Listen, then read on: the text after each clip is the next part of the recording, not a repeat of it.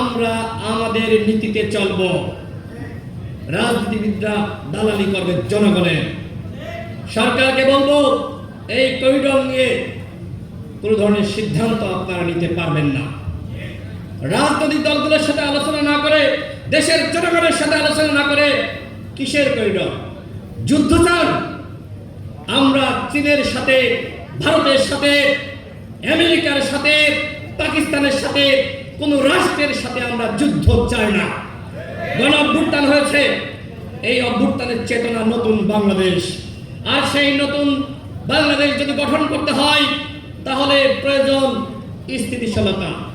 সরকার এই করিডোর নামে, এই নারী কমিশন নামে আজকে রাষ্ট্রের স্থিতিশীলতা নষ্ট করছে। বন্ধুগণ, আমরা সরকারকে বলবো, জনগণ দেখতে চাই যে আপনারা আওয়ামী লীগকে নিষিদ্ধ করবেন কি করবেন না।